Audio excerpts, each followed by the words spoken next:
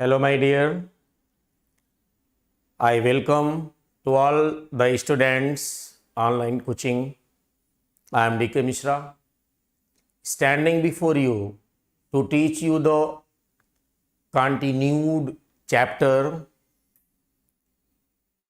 which was already started by me yesterday, and today I want to proceed it in the easy way. I want to make you understand clearly. Good evening to all of you, सभी लोगों को। जाहिदा खान है, राज सोनी है, दिव्या जायसवाल है, आप बहुत absent रहती भाई, और शशांक शुक्ला है, अभिषेक पाठक हैं, Vishnukant Yadav and many other students. Sunil Kumar है, अभिषेक पाठक हैं, राज सोनी है, okay Raj Soni, okay you are Tanu, and many other students are well connected to the live class. I welcome to all the students. Okay, that's all over, and I want to start. I am fine, Sanjay Kumar. I am fine and hope that you will also be fine. Okay, okay, that's all. चलिए अब start करता हूँ। Starting शुरू हो जाती है, और मैंने आपको जो कल स्टार्ट किया था टॉपिक, उसका नाम था पार्टिसिपल। मैंने इसका वो भी बताया था कि इसका जो मीनिंग होता है वो होता है कृदंत विशेषण। कृदंत विशेषण इसका मतलब होता है। कृदंत विशेषण इसका मतलब होता है, यानी ऐसा विशेषण जो क्रिया से बनता है। ऐसा विशेषण जो कहां से बनता है? ऐसा विशेषण जो क्रिया से बनता है, कृदंत विशेषण। माय डियर स्टूडेंट्स, कल मैंने आपको यह समझाया था, बहुत ध्यान से सुनिएगा, कि जो पार्टिसिपल होता है वो वर्ब से बनता है, और पार्टिसिपल 3 प्रकार का होता है। कल मैंने समझाया था आपको। पहला पार्टिसिपल प्रेजेंट पार्टिसिपल कहलाता है, दूसरा जो हमारा है वो पास्ट पार्टिसिपल कहलाता है, और तीसरा हमारा परफेक्ट पार्टिसिपल कहलाता है। प्रेजेंट पार्टिसिपल हमारा जो होता है वो वर्ब की फर्स्ट फॉर्म में आईएनजी लगाने से बनता है। पास्ट पार्टिसिपल वर्ब की थर्ड फॉर्म से बनता है, और जो परफेक्ट पार्टिसिपल होता है वो हैविंग प्लस V3 से बनता है, या हैविंग बीन प्लस V3 से बनता है। हैविंग प्लस V3 से बनता है, या हैविंग बीन प्लस V3 से बनता है। ये 3 पार्टिसिपल होता है। कल जो मैंने आपको बताया था वो ये था कि प्रेजेंट पार्टिसिपल में कार्य हो रहा होता है, एग्जाम्पल के साथ मैंने समझाया था, और पास्ट पार्टिसिपल में कार्य हो चुका होता है। इसलिए पास्ट पार्टिसिपल में वर्ब की थर्ड फॉर्म का यूज करते हैं, और प्रेजेंट पार्टिसिपल में वर्ब की आईएनजी फॉर्म का यूज करते हैं, क्योंकि कॉन्टिन्यूटी उसमें रहती है। दूसरा कनेक्शन मैंने बताया था प्रेजेंट पार्टिसिपल और परफेक्ट पार्टिसिपल का। दोनों में क्या अंतर है? आप में से कोई बता सकता है तो बताएगा कि प्रेजेंट पार्टिसिपल नोटिफिकेशन नहीं, नोटिफिकेशन तो मिलता है भाई, क्योंकि मैं ऑलरेडी बता देता हूं, नोटिफिकेशन तो मिलता है। चलिए आगे, कोई बात नहीं। मैंने बताया कि जो प्रेजेंट पार्टिसिपल होता है उसमें एक कार्य खत्म होने के बाद दूसरा शुरू होता है। The first work is well done, और सेकेंड वर्क फिर उसके बाद शुरू होता है। नो, प्रेजेंट पार्टिसिपल में एक कार्य समाप्त नहीं होने पाता और दूसरा कार्य ऑटोमेटिक शुरू हो जाता है। और परफेक्ट पार्टिसिपल में क्या होता है? एक कार्य वेल डन हो जाएगा, पूरी तरह से फिनिश्ड हो जाएगा, और जब पूरी तरह से फिनिश हो जाएगा तब दूसरा कार्य शुरू होगा। ये परफेक्ट पार्टिसिपल की बात है। तो माय डियर स्टूडेंट्स, मैं आगे प्रोसीड करता हूं, मैं आगे बढ़ाता हूं सिस्टम को, और बहुत ध्यान से कल के बाद आज से सिस्टम बढ़ाना शुरू करता हूं। और प्रेजेंट पार्टिसिपल की मैं शुरुआत पहले करता हूं। सबसे पहले प्रेजेंट पार्टिसिपल की शुरुआत प्रेजेंट पार्टिसिपल की शुरुआत करता हूं।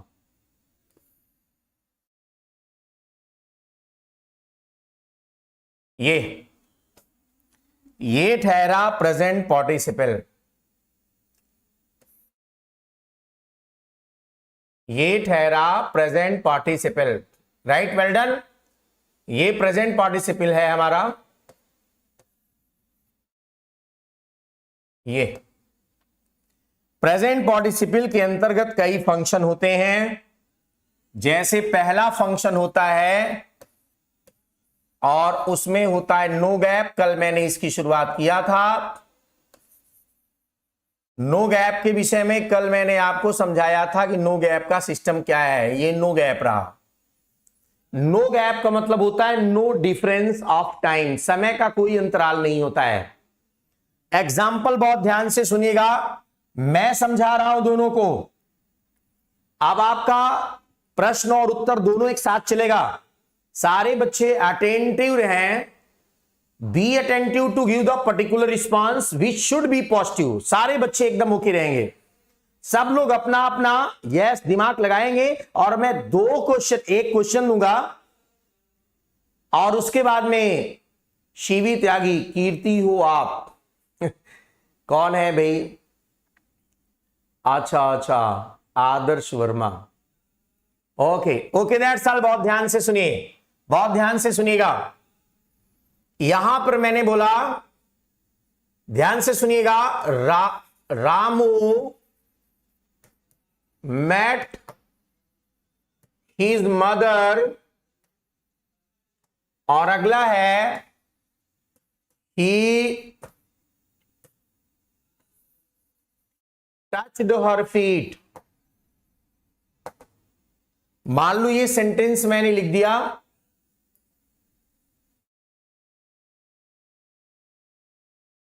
touched her feet। ये दो क्वेश्चंस अलग अलग थे और इन दोनों का आंसर मैं लिख रहा हूं। पहला आंसर ये है कि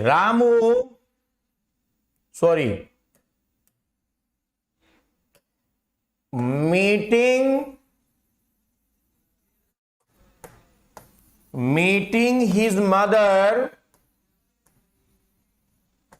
comma Ramu touched her feet, पहला। और दूसरा ये हो जाएगा having met his mother, comma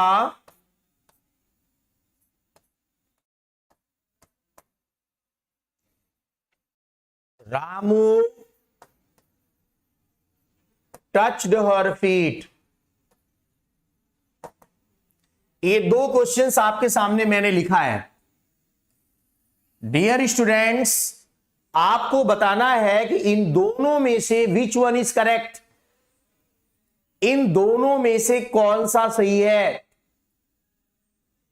okay, anybody of you try to understand. मैंने मान लो ये दो क्वेश्चन थे, दोनों को जोड़ना था, तो मैंने पार्टिसिपल का प्रयोग करके सिंथेसिस बना दिया। इसमें से एक तरीका मैंने ये लिखा है और दूसरा तरीका मैंने ये लिखा है। दो तरीके हैं। इन दोनों तरीकों में से विच वन इज करेक्ट, कौन सा सही माना जाएगा। बहुत से बच्चे आंसर देना शुरू कर दिए हैं। बहुत से बच्चों ने आंसर देना शुरू कर दिया है। Nice, well done. दिव्या ने आंसर दिया है, शुभम ने आंसर दिया है, योगेश कुमार ने आंसर दिया है, रिया शुक्ला है और बहुत से लोग हैं।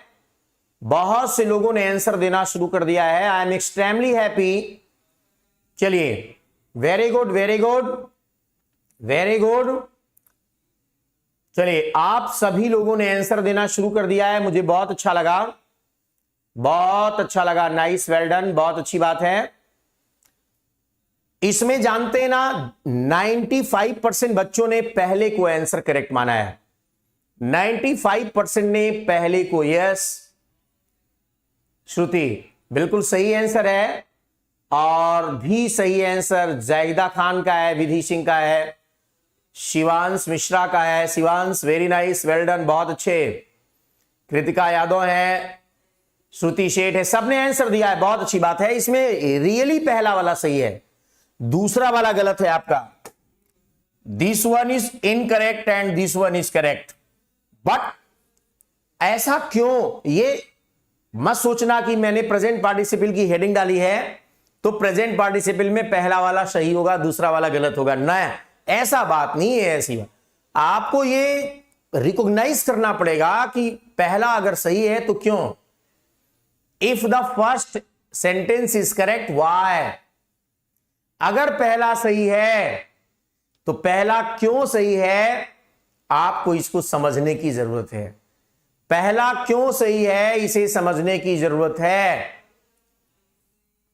आप ध्यान से सुनो, पहला क्यों सही है मैं आपको समझा रहा हूं। पहला इसलिए सही है, जयंत मिश्रा, पहला इसलिए सही है कि कोई भी बंदा, आप में से जितने लोग मेरे साथ जुड़े हो सब बता दो, अपने मम्मी पापा का पैर छूते होंगे। हाँ विधि सिंह सही वाला है। आप जब पैर छूते होंगे तो मिलते हैं ना, जैसे ही पेरेंट्स से मिलेंगे ना वैसे ही। ओके राज सोनी बिल्कुल सही आंसर है, मींस तनु। और आप जैसे ही पेरेंट्स से अपने मिलते हैं ना, फट से उनका पैर छू लेते हो, तुरंत पैर छूते हो। कि ऐसा तो है नहीं कि 1-2 घंटे बाद पैर छूते हो, ऐसा नहीं है ना, जैसे मिले वैसे पैर छुए। ऐसा नहीं है ना कि पापा से मम्मी से मिले और मम्मी से मिलने के बाद नाश्ता पानी कर लिए, आधे घंटे बाद कहते मम्मी आइए पैर छूना है। ऐसा कोई नहीं करता है, ऐसा कोई नहीं करता है। यानी मिलने में और पैर छूने में नो डिफरेंस ऑफ टाइम। क्या बोल रहा हूं मैं, मिलने में और पैर छूने में नो डिफरेंस ऑफ टाइम। मिलने में और पैर छूने में कोई समय का अंतर नहीं है। प्रैक्टिकल लाइफ में लो यार, इसको प्रैक्टिकल लाइफ में ले लो आप लोग। हाँ नो गैप ऑफ टाइम, इसीलिए पहला वाला सही है कि जैसे ही मां से मिला उसने उनके पैर छू लिए। और ये क्या कहता है, हैविंग मेट हिज मदर, बड़े रिलैक्स मूड में मां से मिला, आराम से बैठा था सोफे में, नाश्ता पानी वगैरह वगैरह, everything is well done. Then after पैर छूने का काम शुरू होता है, दैट्स नॉट वेल। ये हमारी सोसाइटी के खिलाफ है, ये हमारे रिस्पेक्ट और ऑनर के खिलाफ है, इसलिए ये सेंटेंस गलत है, पहला वाला सही है। इसी से मिलता जुलता सेंटेंस मैं फिर दे रहा हूं, सारे लोग रेडी रहो बताने के लिए, सारे लोग रेडी रहो बताने के लिए। क्वेश्चन आपकी स्क्रीन पर ये रहा, सेंटेंस का क्वेश्चन ये रहा। मैंने बोला द इन्फेंट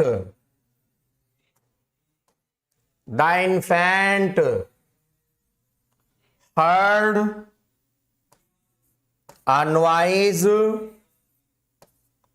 और दूसरा है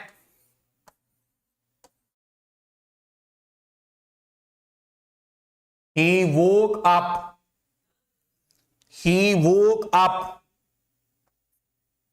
यहां पर सिस्टम क्या रखा गया जरा बताइए, यहां मैंने सिस्टम क्या रखा है, आप समझने का प्रयास करिए, इसको बताइए। सिस्टम इसका है क्या, रियल फैक्ट क्या है इसका, रियल फैक्ट क्या है। यहां इन्फेंट जो है, इसका आंसर पहले मैं लिख ही देता हूं। आंसर ये है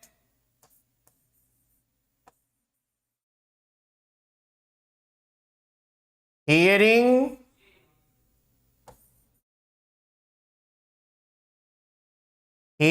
a noise, comma,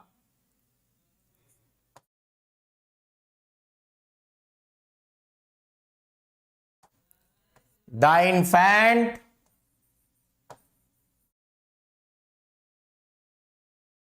woke up। और दूसरा इसका तरीका है, इसका दूसरा तरीका है having heard a noise comma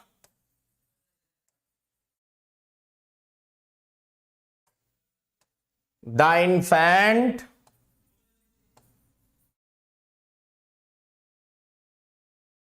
woke up, the infant woke up। चलिए यहां पर आप मुझे बताएं, समझाएं कि ये सेंटेंस सही, इसमें कौन सा सही है और कौन सा गलत है। सारे बच्चे इस पर ध्यान दीजिए। ये मैं सेंटेंस लिखा हूं और सेंटेंस को सही गलत आपको बताना है। तो इसका सही और गलत फॉर्म बताना है।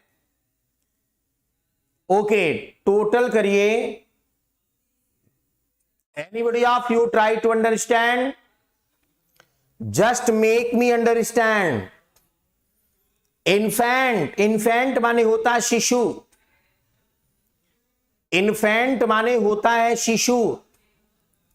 एक शिशु जो है छोटा सा बच्चा है, बेबी है, उसने आवाज को सुना और द इन्फेंट वोक अप, और ही वोक अप, वो जग गया।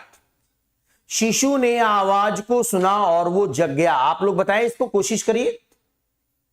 शिशु ने आवाज को सुना और वो जग गया। आवाज को सुनकर के जग गया। तो जरा बताएं इसमें क्या प्रॉब्लम है। अगर किसी को, कल मैंने बताया था, थोड़ा हिंट किया था, जो लोग रहे होंगे कल की लाइव क्लास में, बिल्कुल सारे लोग आंसर देना शुरू कर दिए हैं। बहुत से बच्चे सही आंसर दे रहे हैं। Very good, very good, very good. मैं तो सबका नाम भी नहीं पढ़ पा रहा हूं। फटाफट आंसर मेरी स्क्रीन पर आ रहा है। फटाफट इसका आंसर स्क्रीन पर मेरे आ रहा है। नाम भी पूरा नहीं पढ़ पा रहा हूं। बहुत अच्छी बात है। तुलसी चौहान है और भी बहुत से लोगों ने बिल्कुल सही। दिव्या, बिल्कुल नाइस, वेल डन, बिल्कुल सही है। और इसका आंसर होगा पहला वाला सही है। पहला वाला ये सही है, इसका आंसर ये। और दूसरा आंसर इसका 100% गलत है। ये पहला वाला सही है, पहला वाला सही है, दूसरा वाला इसका आंसर गलत है। ऐसा क्यों? पहला वाला सही है, दूसरा वाला गलत है, ऐसा क्यों? ऐसा इसलिए है, पहला वाला इसलिए सही है क्योंकि इसमें क्या है कि कोई इन्फेंट, अगर शिशु, आपको याद है आप जब बहुत छोटे रहे होंगे, मैं सबसे क्वेश्चन पूछ रहा हूं यार, जरा थोड़ा सा आप 10-15 साल पहले चलो। सारे लोग जब आप छोटे रहे होंगे ना, आपके छोटे भाई बहन भी रहे होंगे घर, और वो छोटा भाई बहन अगर सो रहा होगा, मान लो 6 मंथ्स, 1 ईयर, 2 ईयर्स, अगर ऐसा बच्चा रहा होगा, बेबी आपका भाई या बहन, तो अगर वो सो रहा है और आप लोग नॉइस क्रिएट कर रहे हैं, 2-3 भाई बहन आपस में झगड़ा कर रहे हैं, खेल रहे हैं, तो मम्मी क्या कहती थी? शांत रहो, कीप साइलेंस, कीप साइलेंस, आवाज ना निकले, छोटा बाबू जग जाएगा, आवाज ना निकले, बाबू जग जाएगा। तो आप लोग शांत होते थे। नहीं शांत होते थे तो मम्मी फिर सेकंड गियर लगाती थी। कौन सा गियर? Second gear. और एक स्टिक लेती थी, 2-3 लग भी जाता था। 2-3 हो सकता है आपको लग भी जाए, इसलिए लग जाता था कि आप आवाज क्रिएट करेंगे, नॉइज, तो बेबी जगेगा, और जगेगा तो मम्मी की रिस्पॉन्सिबिलिटीज बढ़ जाएंगी, उनको सारा काम छोड़ करके उस बेबी को संभालने में लगेगा। इसी प्रकार से अगर आपकी आवाज से बेबी को जगना होगा तो जैसे ही सुनेगा यार वैसे ही जग जाएगा। ऐसा नहीं कि आधे घंटे बाद जगेगा, जैसे वैसे फट से ऑन स्पॉट जगेगा। ऐसी पोजीशन में करना क्या है? पहला वाला ही सही है, क्योंकि no gap, no difference of time, समय का कोई अंतराल इसमें नहीं है। समय का कोई अंतराल ही नहीं यार। श्रुति, बिल्कुल आपको समझ में आ गया याद आ गया, विधि सिंह को भी याद आ गया, सारे बच्चों को, आदर्श को भी सही, हाँ आदर्श मीन्स कीर्ति को भी सही समझ में आ गया। तो सबने ऐसा किया होगा भाई, हर के साथ ऐसी घटना घटी होगी। चलिए, वेरी गुड, वेरी गुड। अब पहला वाला ये सही है, दूसरा वाला गलत है, ये सिस्टम मैंने समझा दिया। Okay, that's all. ये पहला टॉपिक पार्टिसिपल का जो नंबर ए वाला पार्ट था, ए पार्ट था, ये समझा दिया मैंने आपको। ए वाला पार्ट, ए पार्ट मैंने आपको समझा दिया। अब मैं आगे बढ़ता हूं। इसके बाद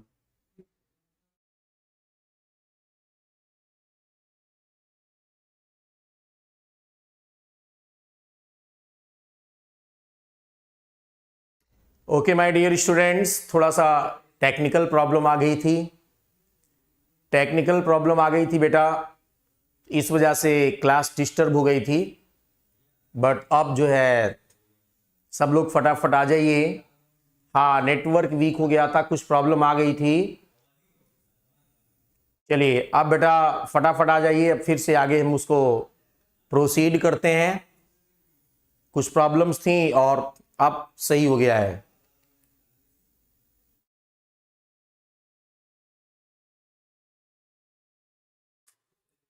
चलिए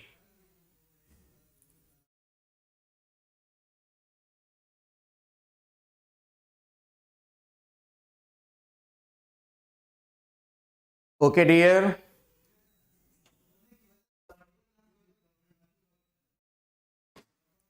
चलिए बेटा, चलिए फटाफट अब स्टार्टिंग करते हैं। हाँ, अब इसके बाद वाला जो सिस्टम है, थोड़ा सा टेक्निकल प्रॉब्लम आ गई थी बेटा। आप सही है ना, सब लोग सही, स्टार्ट नाउ, बिल्कुल ओके, दैट्स ऑल। दूसरा हमारा जो पॉइंट है बेटा, जो दूसरा हमारा सेकंड पॉइंट है वो है रिसेंट पर्पस। रिसेंट पर्पस, इसको हिंदी में कहते हैं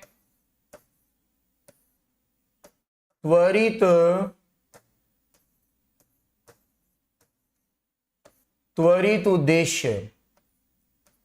क्या कहते हैं इसको हिंदी में? इसको हिंदी में बेटा कहते हैं त्वरित उद्देश्य।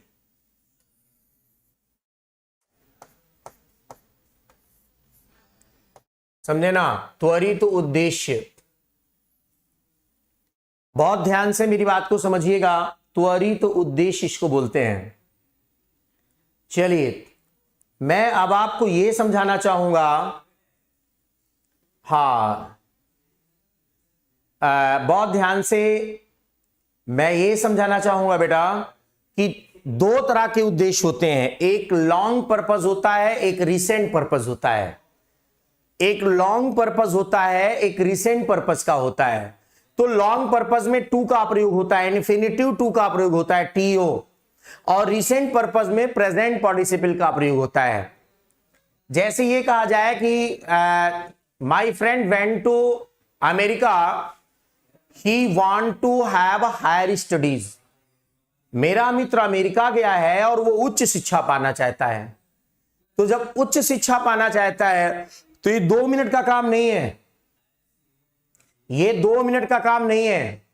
वहां गया और उच्च शिक्षा पाना चाहता है तो ये 2 मिनट का काम नहीं है कि वहां गया और उच्च से, भाई ये तो लंबा है ना, 6 महीने, साल भर, 2 साल, 4 साल ऐसे है ना। तो उस पोजीशन में जब ऐसा है तो उसके लिए ये इन्फिनिटिव टू, टीओ का प्रयोग करना पड़ेगा।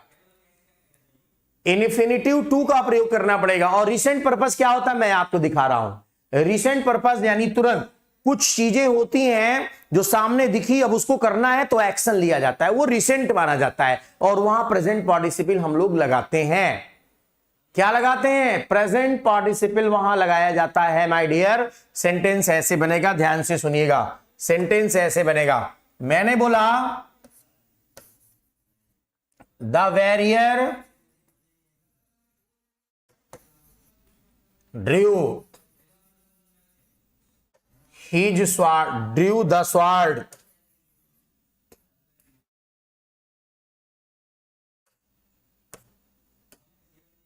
drew the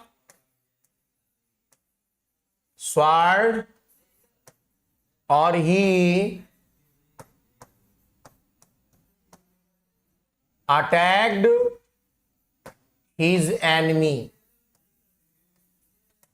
He attacked his enemy. The warrior drew the sword, दूसरा he attacked the enemy। इसका मैं आंसर बनाना चाहूंगा, ये लिखूंगा मैं 2 तरह से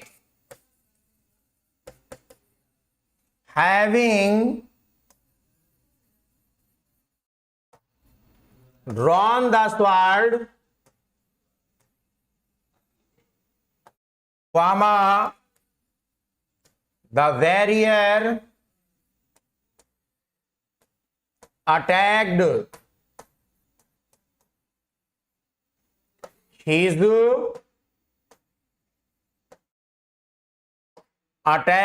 enemy। और दूसरा इसका बनना चाहेगा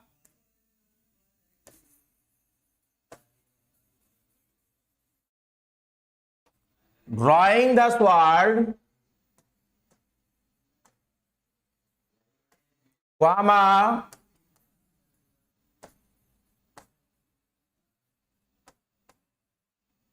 the warrior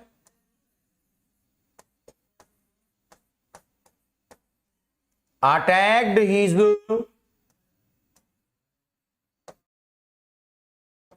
enemy। My dear students, ये क्वेश्चंस हैं, ये दो क्वेश्चंस का एक जोड़ा है, पेयर है सेंटेंसेस का, और इसके नीचे दो मैंने आंसर दिए हैं। ये दो आंसर इसके नीचे मैंने दे रखे हैं। फटाफट लाइव पर सब लोग आ जाइए, सब लोग आ जाइए।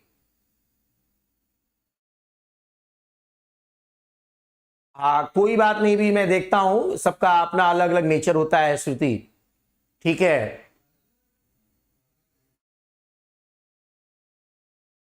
चलिए, कोई ऐसा किसी को नहीं करना चाहिए, ठीक है ना, ये ऐसा सिस्टम नहीं होता है, बट कोई अगर करता है तो अपना वो पर्सनालिटी का खुद ही परिचय देता है, अपने पर्सनालिटी का, व्यक्तित्व का परिचय खुद ही देता है।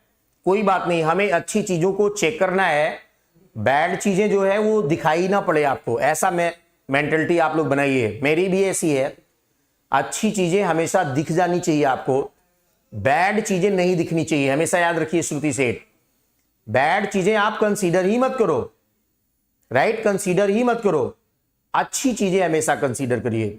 वो क्या है डजेंट मैटर, छोड़िए, वो मैं आज तक मुझे दिखाई नहीं पड़ा है कौन क्या यूज करता है, वो अपना उसका व्यक्तित्व है, और हर किसी को अपने जो उसका डिस्गाइजिंग पर्सनालिटी होती है उसको फेस करना होता है, झेलना पड़ता है, कोई भी XYZ हो। Okay, that's all. Yes Vidhi Singh, very good, nice.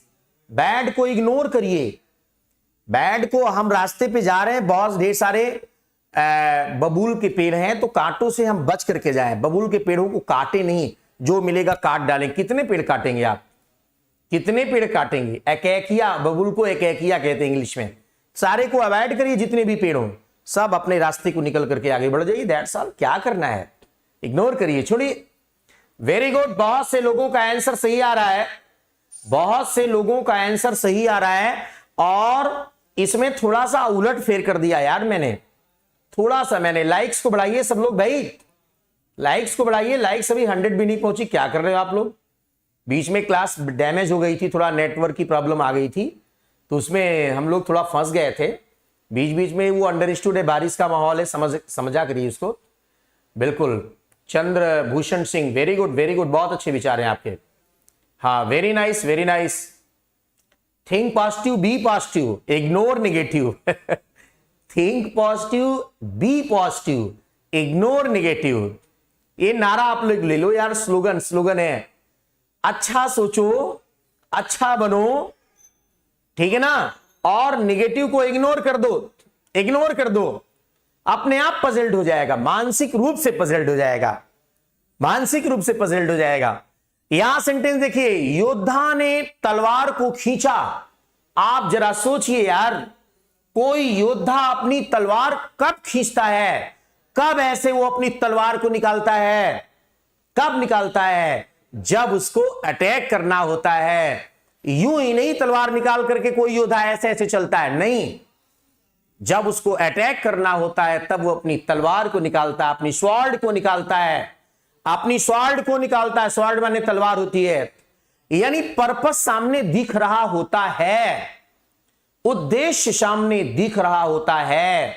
और जब पर्पस सामने माय डियर दिखता है ना, तब इंसान पूरी ताकत के साथ एक्शन लेता है, इसी को बोलते हैं रिसेंट पर्पस, और वहां भी पार्टिसिपल में प्रेजेंट पार्टिसिपल लगता है। इसलिए यहां पर जो आप कई स्टूडेंट्स ने आंसर दिया है, वेरी गुड, बहुत अच्छा, कई स्टूडेंट्स ने आंसर दिया है, तो ये वाला आंसर आप लोगों ने गलत कहा है और मैं भी आपके साथ हूं। आप लोगों ने इस आंसर को सही कहा है, मैं आपके साथ हूं।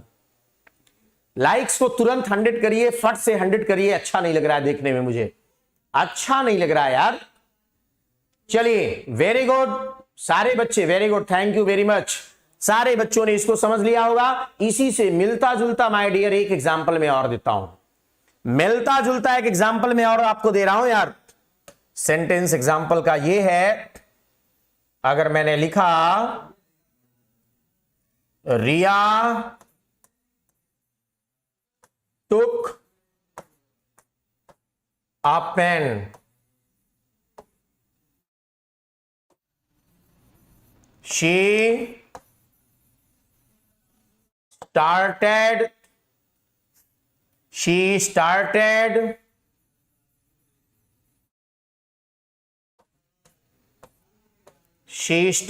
writing. Riya took a pen, she started writing. अगर इसको हम दोनों को मिलाना चाहेंगे तो कैसे मिलेगा?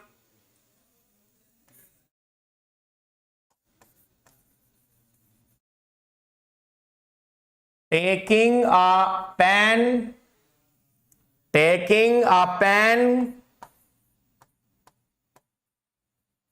Riya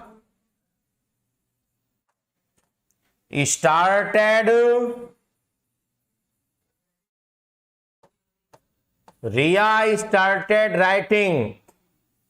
Taking a pen, Riya started writing. और अगला बोलता है having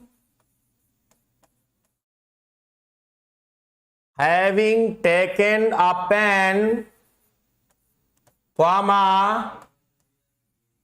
Riya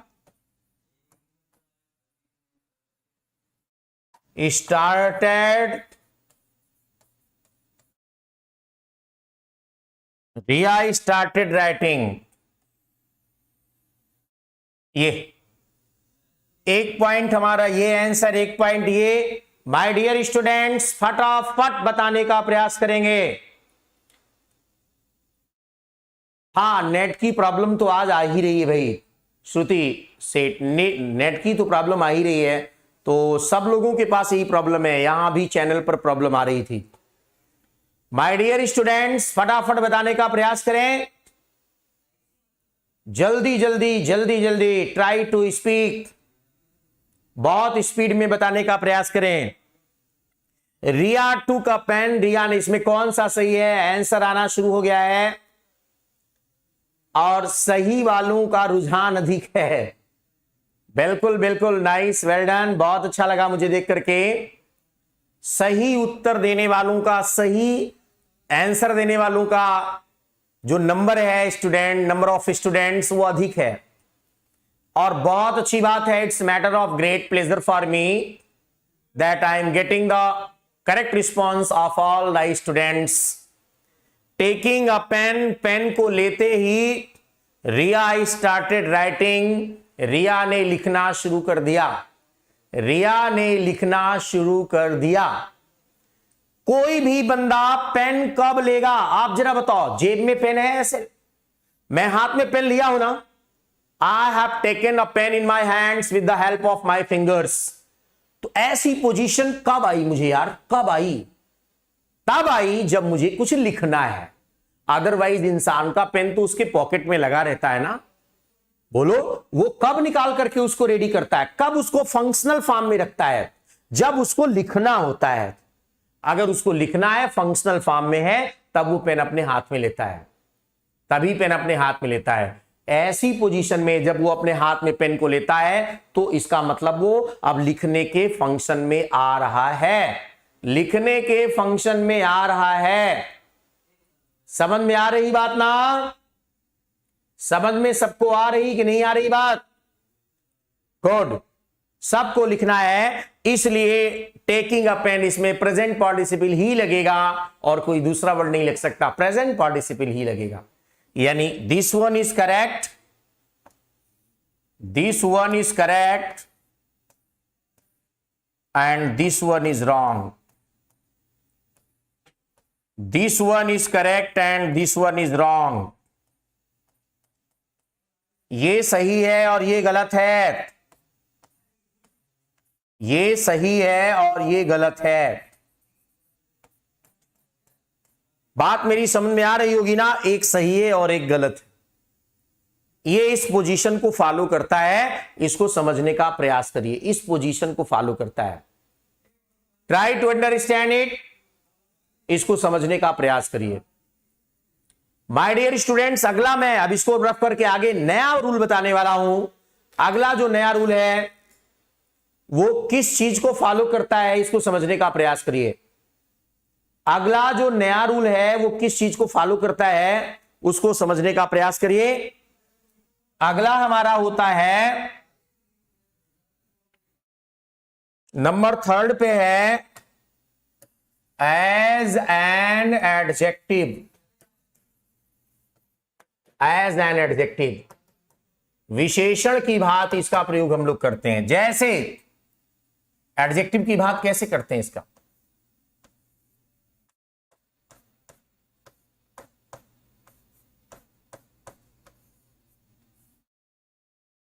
एडजेक्टिव की बात इसका यूज कैसे करते हैं, समझने का प्रयास करिए इसको। यहां मैंने बताया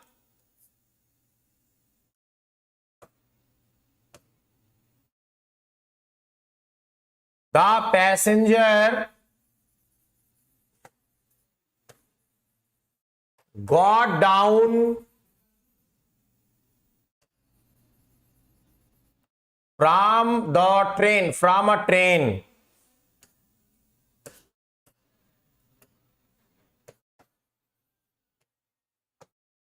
From the train, got down from the train.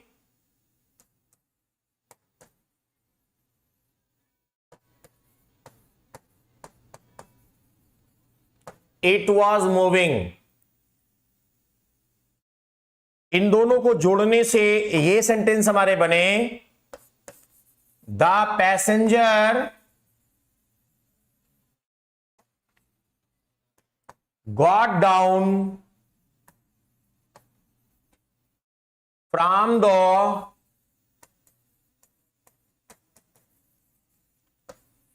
The moving train,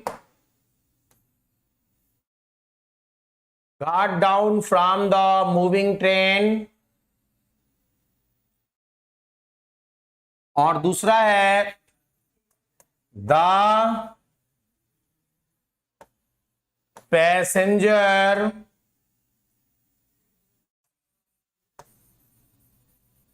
got down from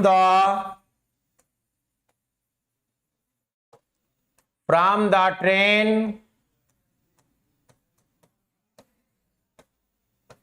from the train moving।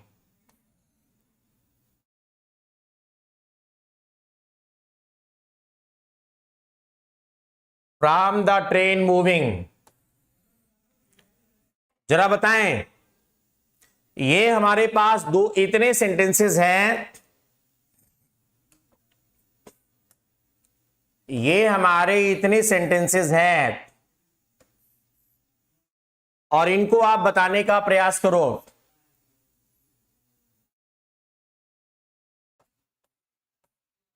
चलो, दो सेंटेंसेस मैंने जोड़े हैं और दोनों सेंटेंसेस में क्या प्रॉब्लम्स हैं आप इसको बताएं, समझाएं, try to make us understand, बताने का प्रयास करें इन दोनों का सिस्टम क्या है।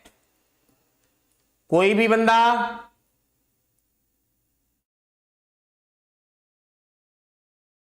ओके ओके, प्रभात तिवारी, चलिए ठीक है, कंटिन्यू करिए। Okay, I will have taken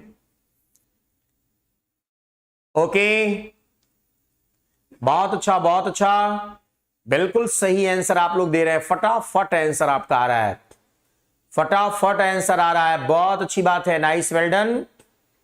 Shubham का है, धमतासा गांव का है, अभिषेक पाठक का है, आदर्श वर्मा यानी तनु सॉरी कीर्ति का है, तनु का भी फर्स्ट है, बिल्कुल बिल्कुल, वेरी नाइस, बिल्कुल, शिवांग मिश्रा है, शुभम है, आदर्श है, चलिए बहुत अच्छा, बिल्कुल सही दिव्या, बिल्कुल करेक्ट आंसर आप लोग दे रहे हैं। इसमें जानते ना मिस्टेक क्या है, एडजेक्टिव जो हमारा प्रेजेंट पार्टिसिपल का होता है वो adjective must be use before that word for which it is modifying. Adjective का प्रयोग उस शब्द के ठीक पहले होना चाहिए, उस शब्द के ठीक पहले होना चाहिए जिसकी यह विशेषता बताता है। ओके, श्रुति सेठ, बिल्कुल नाइस, वेल डन, आपका भी है सही। पहले ही विशेषता बताने वाले को रखा जाता है, बाद में नहीं रखा जाता है। जो विशेषता, अरे शर्ट काला नहीं बोलते, काला शर्ट बोलते हैं, रंग लाल नहीं बोलते हैं, रंग लाल तो नाम किसी का हो जाएगा, लाल रंग बोला जाता है। यानी जो रंग है, जो कलर है वो रेड कलर का है, लाल रंग, लाल रंग बोला जाता है, रंग लाल नहीं बोला जाता है, लाल रंग बोला जाता है। समझ रहे होंगे ना आप लोग। इस प्रकार से एडजेक्टिव अगर बाद में लगाते भी हैं तो कौन सा, मैं अगले क्वेश्चन में दिखा रहा हूं, अगर आप लगाना भी चाहते हो तो कौन सा लगाएंगे मैं आपको दिखा भी रहा हूं। ये फिलहाल आपका जो सेंटेंस है, this one is wrong and this one is correct, एक सही है और एक गलत है, ये